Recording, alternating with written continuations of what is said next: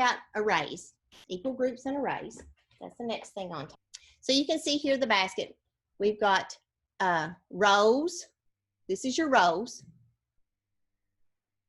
going across, and then your columns are going down. So how many rows do you see on that laundry basket? 3 rows. And how many are in each row? 5. 5. So 3 rows of 5 is 3 rows of 5 is, what's that going to be equal to? How many of those little 15 spaces? 15, right? So you see how that could be an example of a multiplication fact. And of course, Legos are good for that as well. You can use those too. And then you can just have the kids try to pick out arrays. There's lots of arrays that are just out there in nature, you know, windows on buildings and those types of things. Cars in a parking lot, or equal groups even with cars, you know, how many wheels are on each car, that type of thing. Or using Legos. You can use Legos to actually teach multiplication too. Yeah, right. Yeah, that's what I was saying there with that Lego there. You know, they're really good because they're those equal groups.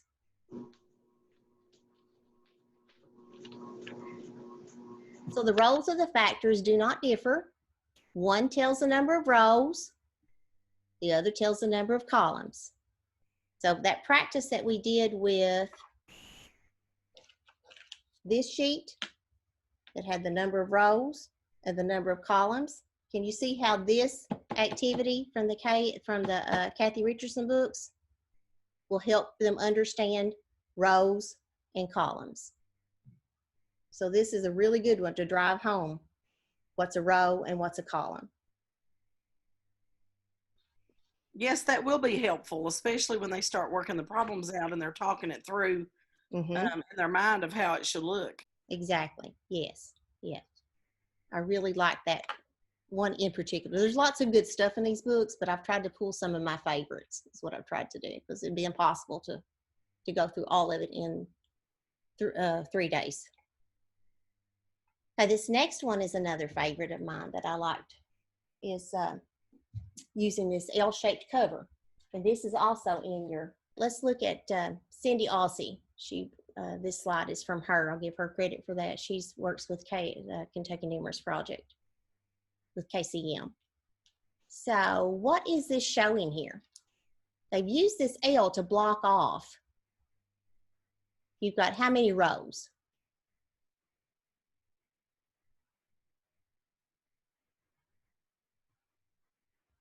7. 7 rows. And how many columns? 1, 2, 3, 4, 5, 6, 7, 8. 8 columns. Do you see how this is marked off into groups of 10? There's a reason for that.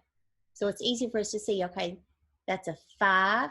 I mean, groups of 5, sorry. That's 5 and 3 more. 5 and 2 more. Okay, so we're looking at 7 times 8. 7 rows of 8. 7 groups of 8. All those different ways of looking at that, and see how that's marked off. And they just use that L to mark them off. And of course, she's showing how that first we can look at 5 rows of 8. And think about that fact. If we don't know 7 times 8, we might know 5 times 8.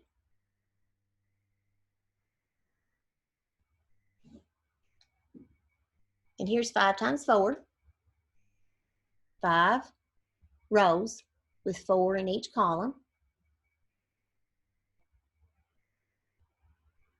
And this is showing that double strategy. If you don't know your 4s, but you know your 2s. So 5 times 2, and then 5 times 2, to figure it out that way.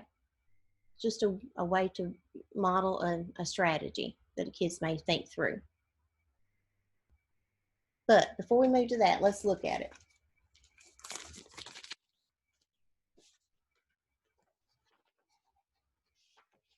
So this is what I dropped down in there in your box for you, in your classroom for you with materials.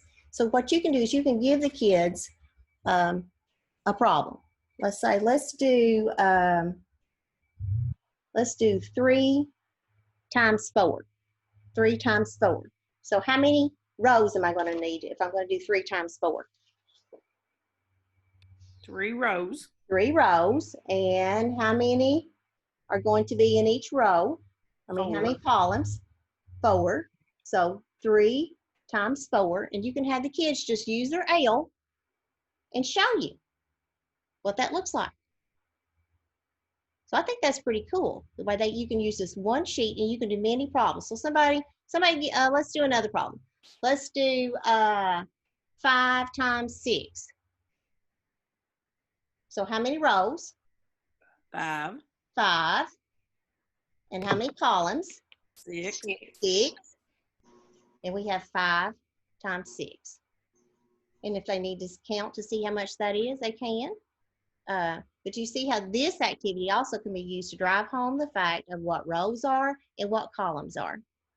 So I just love how this is so versatile and you can just use it for many different things.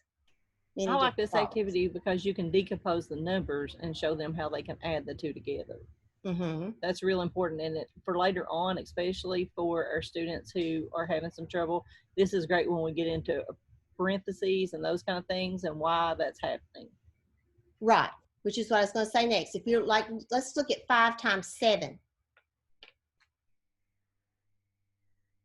You see how we could, let's say we don't know our sevens. 5 times 7. But we do know, we don't know what 5 times 7 is, but we do know what 5 times 5 is. So we know that 5 times 5 is 25. Well, that leaves us this portion. We've got that. That's 25. What's that leave us with? 5 times 2. So that would be 5 times 5, which is what Stephanie was talking about using those parentheses. 5 times 5 plus 5 times 2, which gives us 25 plus 10, which equals 35. So like she was saying, it leads, you can use this to teach about the distributive property and breaking those facts apart into smaller facts that we know. And that is one of the strategies that kids will use.